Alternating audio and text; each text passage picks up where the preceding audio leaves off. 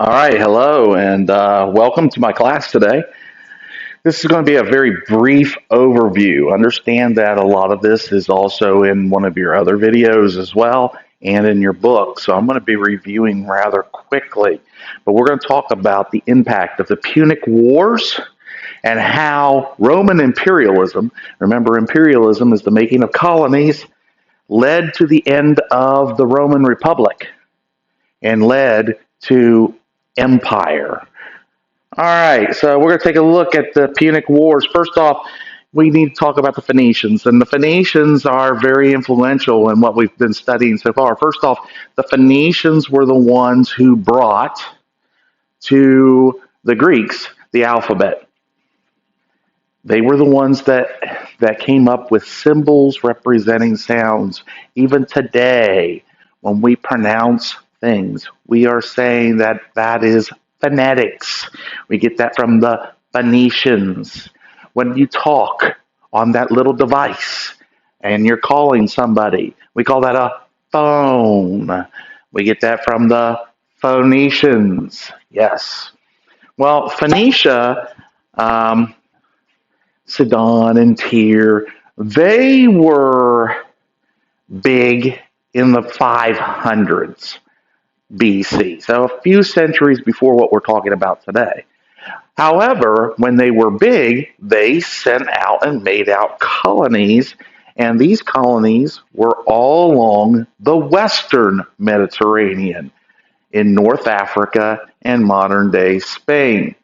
And the most important colony they founded was called Carthage. Now, this is really important. Carthage would end up being the dominating city state of all of the previous Phoenician colonies. And this region was known as Punic or Puncia. And today we think of it as Punic. Well, the Romans, we get that word from the Romans, and the Romans actually made that word Punic also to mean something else, somebody small and insignificant. That's because they didn't like the Carthaginians, and they will fight 3 wars with them over control of the Western Mediterranean basin. All right, so there you can see on the map is Carthage, and in red is Rome. And at the time, Punicia was actually bigger than the Roman Republic region. The Roman Republic was just on the Apennine Peninsula. The Apennine Peninsula is where modern day Italy is today. And it's here that you're going to see a shift in power. And once the power shifts, after these 3 wars, from Punicia to Rome, the Roman Republic is going to become the Roman Empire in about a century later. It's the very nature of a large land area and wealth is going to create a situation where the noble citizen and the noble farmer is going to get pushed down. We're going to talk about all those reasons why that happened. But first off, this is an overview of the Punic War. Like I said, I have a video also literally on the Punic War. Talked to you by Dr. Rob. You're going to watch that. I am just going to go over a brief overview of what I want you to understand. Okay? The First Punic War was fought basically over the island of Sicily. Now, there were other battles other places. This is not a battle by battle, blow by blow thing. It is just simply an explanation. Simply put, the First Punic War would be fought for 20 years.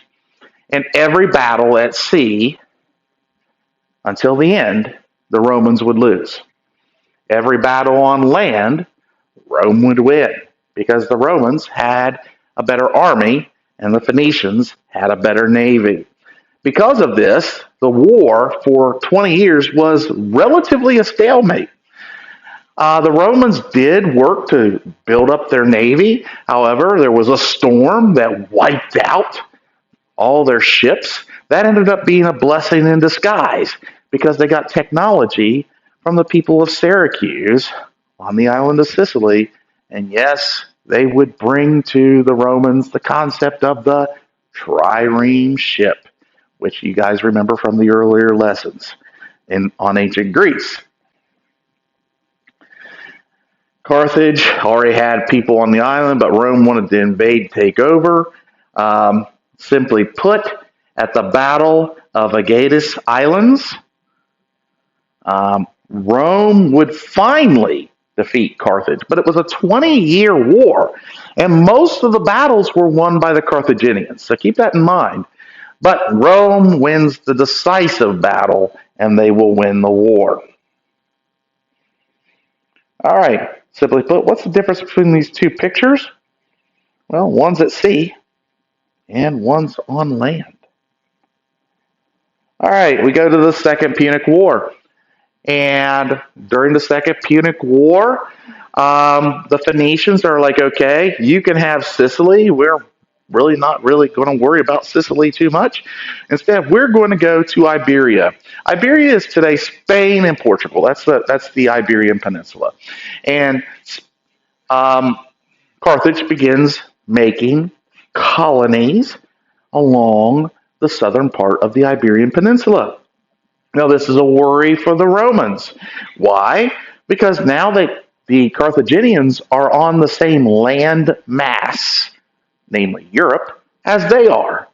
And now Carthage could theoretically march across land and get control of Gaul, which is today modern day France, and then eventually come and be a threat to them. This is going to lead to a series of battles that are going to last for another 2 decades. This is called the Second Punic War. And the great general of the Carthaginians, his name was Hannibal. And I'm going to tell you now, without going battle by battle and blow by blow, Hannibal wins most of the battles because he's a very daring general. He's going to march his elephants across the Alps mountains and then attack Rome not from the south, where Carthage is, but rather from the north. And it caught the Roman army off guard. Once he's in the Apennine Peninsula, the Romans suffer huge losses. Hannibal finally reaches Rome, and then basically the Roman farmers do a slash and burn technique. Well, they burn everything down and then retreat. And then they would go and they burn everything, kill all the animals, slaughter anything that was food worthy, and retreat. And they kept retreating. This would happen until the Battle of Cannae, which was in the southern tip of the Apennine Peninsula. And long story short, at the Battle of Cannae, Hannibal wins. And for about 15 years, Hannibal just is going around terrorizing the Romans. But the Romans were at home. And the advantage of fighting at home is you don't have to win all the battles. You have to survive. And the Romans did survive. And in this 15-year period, eventually a general would be developed, and his name is Scipio Africanus. Now, I like to call him Old Skippy Boy. And Old Skippy Boy, he comes up with an idea. You know, if all of Carthage's army is here in the Apennine Peninsula attacking us, who's protecting Carthage? And the answer is nobody. And so Rome, instead of playing defense, started to play offense. And they are going to take a fleet across the Mediterranean and attack the unprotected coast close to Carthage. That is known as the Battle of Zama, Z-A-M-A. And again, here's the long story short. Because of that, Hannibal has to go back to Carthage and defend Carthage, and Rome will win one major battle in this Second Punic War, but win the war. So let's go back through what I've just said about the first two Punic Wars. Punic War 1, Carthage wins most of the battles. Rome wins the big battle, the one at the end. Rome wins the war. Carthage War 2, Punic War 2. Carthage wins most of the battles, but Rome wins the Battle of Zama, and they win the war. Well, time goes by, and now Carthage, by the time the Third Punic War will come around, will not be the mighty country they once were. Now they're just basically a trading city-state along the North African coast. But boy, when Roman historians look back on it, they go, how did this puny little city ever give us, the people of Rome, problems? And it's embarrassing that they're still there. There was a Roman historian leader. His name was Cato. Today we know him as Cato the Elder because there's another Cato in another time period of Roman history. And Cato the Elder basically says Carthage must be destroyed. We must wipe them out, all of them. So, what's Rome do? They trump up reasons to go to war with Carthage. Now, this was a glory-seeking war. It was not like the wars 1 and 2. This was all about revenge and the historian books and all that stuff. And simply put, Rome will take 50,000 Carthaginian men, women, and children as slaves. They'll burn Carthage to the ground. But wait, there's more, kind of like ShamWow, right? The more is this. Simply put, Rome wanted to make sure that Carthage could never come back. So what they did was they took salt and threw it on all the farms surrounding what used to be Carthage. Now, why would you do that? Well, here's the thing. Salt in soil makes the soil infertile. What does a people need to survive? Well, you need the basics: food, water, and shelter. You're taking away the ability to get food. You're making sure that a city will not rise there again. It was the last straw, and Carthage would be no more. And Rome, well, they, by the end of the Punic Wars, will be this that they are now seeing in red. That is Rome, where before all you saw was the Apennine Peninsula. Well, here's the important thing to point out. And I'm sorry, I skipped ahead. Rome would then continue to expand and take over Greece, Macedonia, Asia Minor, Syria, the Aegean Sea region, and the Eastern Mediterranean islands. And Rome would become the Mediterranean dominant power.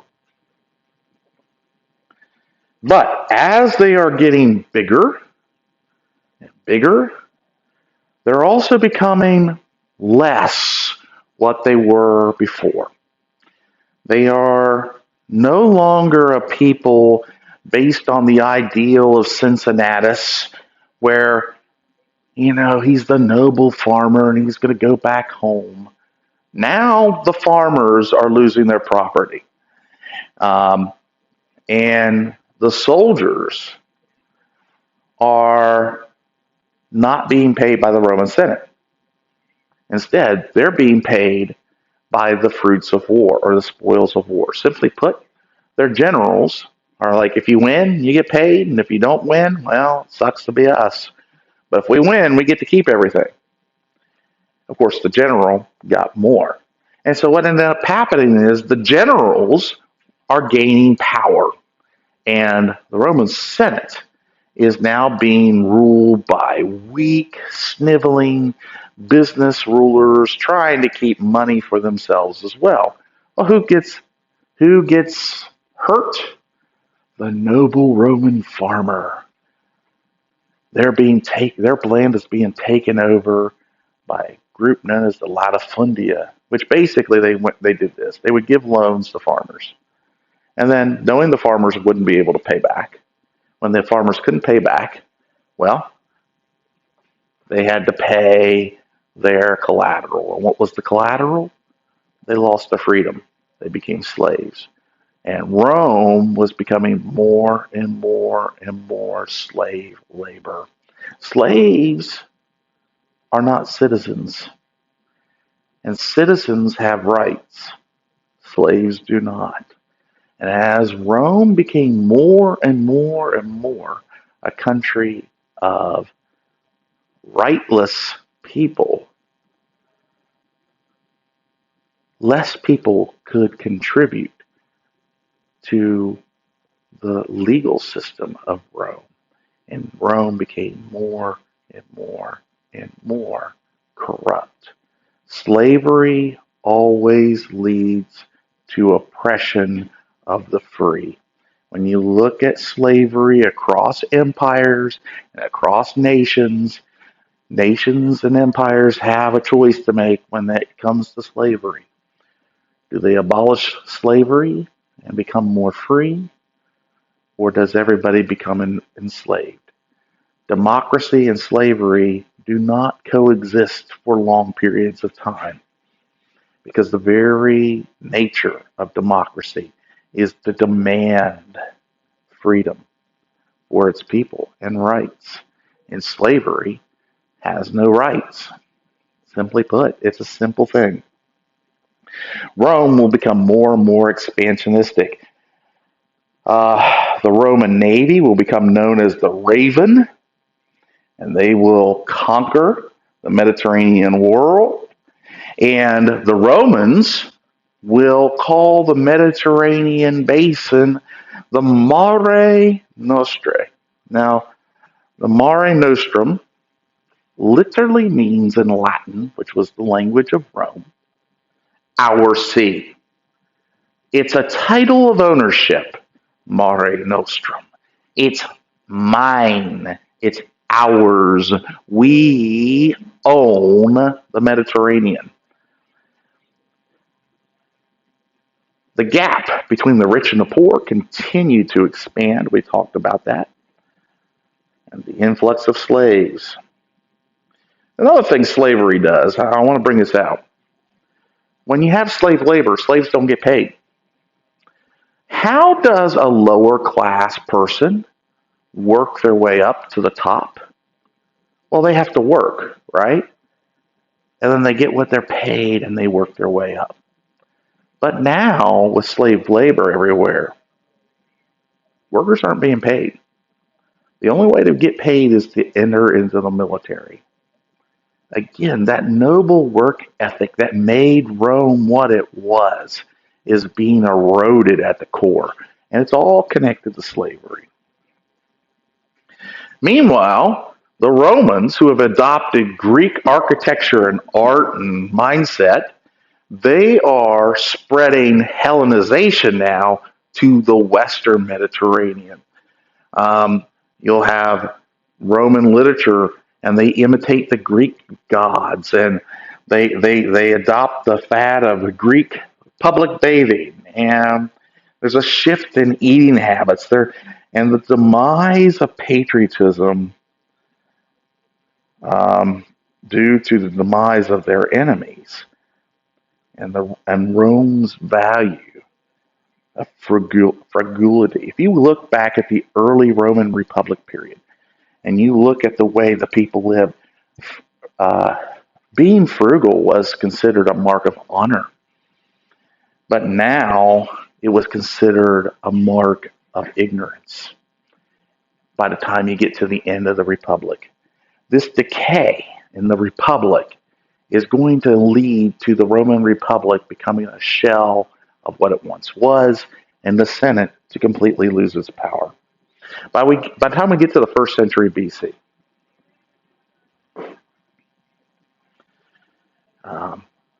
like I said, the professional army of Rome is only being paid by the spoils of war. Generals act more and more independently as this happens. because since they are being paid by their own work, they are going to do what they think is best, not what the Roman Senate thinks is best. And they begin to treat themselves as little kings. For example, and by the time we get to the first century BC, you are going to have the first triumvirate. And these are men, uh, Crassus, Pompey, and Caesar, who are pretty much self made. And these self made men begin to behave as independent kings themselves within the Roman Empire. And they make extra legal agreements with each other. Extra legal means outside the bounds of law. Um, Pompey is going to be called the Great, but that's in sarcasm. So when Pompey the Great, it was Pompey the Great.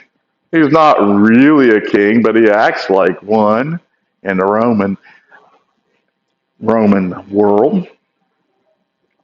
And this first triumvirate, they are going to combine together for a decade in the Roman time period frame, basically to protect their interest against the Roman Senate, who's trying to get their piece of the action as well. Of course, who's getting the shaft, so to speak? Well, that would be everybody else. The noble Roman is gone by this time period. They divided the world amongst themselves, and Caesar um, got control of Gaul and the Balkans, and Pompey took the near and farther Iberia. Again, that is Spain, and Crassus took the east with his army.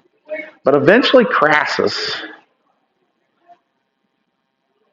is going to die. Um, and when Crassus dies, now Pompey and Caesar are left, and they are going to end up vying for control of Rome. Meanwhile, the Senate is still there saying, hey, you got to stop doing what you're doing. The Roman Senate is still acting like they're in charge. They have authority, but they don't have power behind their authority because the power to enforce the laws belong to the men who were fighting. Caesar was fighting his campaigns in Gaul, and he made himself out to be a great hero. Choir members in your club, please send them to the choir room so that we can have a quick mass rehearsal. Thank you very much. Forgive the interruption, but simply put, Caesar's men in Gaul made him out to be a hero, and Caesar was great at propaganda. Propaganda is when you are advertising the ways of your government. Except this time he wasn't advertising the government of Rome, he was advertising himself. And he would go back, he would send back to Rome all his victories and battles. Of course, he would embellish a little bit or focus a little bit more on himself than everybody else, but he would name drop some of his soldiers that also did great deeds, enough that the mass in Rome would want to hear this news, and they just sucked it up.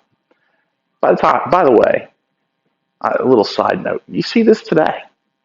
You see this today in our news, and you see propaganda throughout the 20th century. We see how yellow journalism caused the Spanish-American War of 1898, and how quote-unquote fake news is all rampant all over the place. Yeah, this is not new. Okay, this is not new, and Caesar was the master of it. And Caesar is becoming more and more and more popular. Eventually, the Roman Senate had enough, and they demanded that Caesar come back to Rome without his army. Well, Caesar knew what that meant. They were going to execute him. And so he had a choice to make: stay loyal to Rome or take it over. And his men had that choice as well. If we go march back to Rome, they may kill us all. They may execute us. What say you guys? Well, let's just march on Rome. And from Gaul, Caesar and his army will cross the river known as the Rubicon. Now, when you crossed the Rubicon River, it was known that you were entering into Rome proper. And bringing troops into Rome proper was an act of war against Rome herself. And Caesar would cross the Rubicon and enter into Rome, into the Apennine Peninsula. And he would march into Rome itself. And when he arrives at Rome, he's greeted by cheering crowds who are glad that he is there. He's victorious. But that crossing of the Rubicon, that moment in his life, was definitely a no turning back moment. Today, when you do something you can't take back, we call that crossing the Rubicon. So if you cross the Rubicon, even today, somebody says, when Putin blah, blah, blah, blah, blah in Ukraine, he crossed the Rubicon. They weren't saying he was crossing the Rubicon River. It's an allusion to something. Well, what you've done, you can't take back. What's done is done. And now you have to see it through and face the consequences. Well, what were the consequences? Well, simply put, Caesar comes into Rome very popular. And he's named dictator for life. Now, the Roman Senate really didn't want him to have this title, but they knew what would happen if they didn't give it to him. The people of Rome itself would have their hide. But as time went on, between 50 and 40 BC,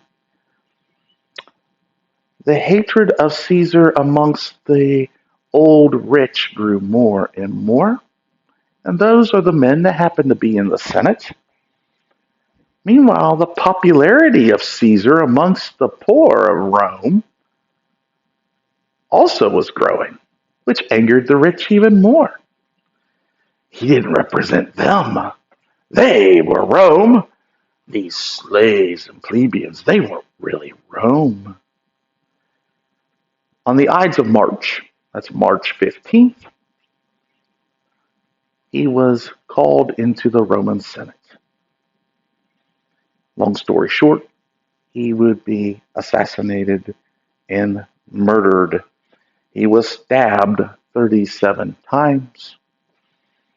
The old Julius Caesar play by William Shakespeare, written 1,500 years later, actually 1,600 years later, I apologize, William Shakespeare has Caesar saying "et tu, Brute" as the last words.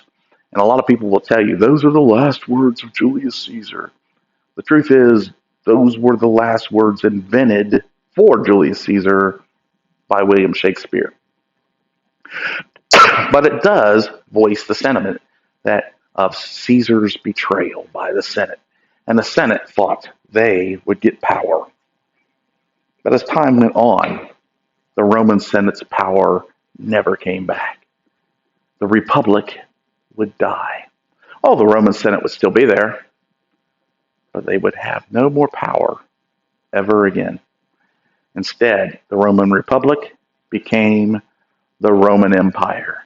An empire is ruled by a dictator, and the dictator would take on the name Caesar in memory of Julius Caesar. And in our next discussion, we will learn about the formation of the Roman Empire under Octavian Augustus. All right, simply put, what's the impact the Roman Republic had on us? Well, if you look at our American history, the great Cincinnatus and George Washington are lined up together. There's a Washington monument in Baltimore. The original one, actually, is in Baltimore, not Washington, D.C. The more famous one is in Washington, D.C. But the original Washington Monument in Baltimore has George Washington dressed in Roman attire, as in what Cincinnatus would wear, and he's pointing to Annapolis, where he willingly gave up his Continental Army, just like Cincinnatus did millennia ago in the Roman Empire. And if you look at an early American history, the role of the mother teaching her children the frugality of work ethic. Well, you see that in America, early in American history too, with the Republican motherhood mentality. Mothers were to train their children to be strong-willed and independent. The role of the mother was venerated in both early Roman Republic and the early American Republic. And a lot of our government and how it's set up, well, those concepts we got from the Romans as well. The consul and the president, the Roman Senate and the American Congress, the House of Representatives and the assemblies of Rome, and of course the associate justices and the magistrates. These concepts we got, the separation of powers, the Republican mindset, representative democracy, where we elect people to represent us. We get these concepts from the Roman Republic. But ancient Rome did not stay a republic. The demand for power, as more and more and more wealth was demanded, eroded the Senate itself, and it became more and more corrupt and represented its electorate less, less, less, and less until it enslaved them. And some would say that's what our Congress is doing today. I'll leave that to you, and I'll leave that as my last little parting shot. I will see you later. This is Mr. Sprague. Have a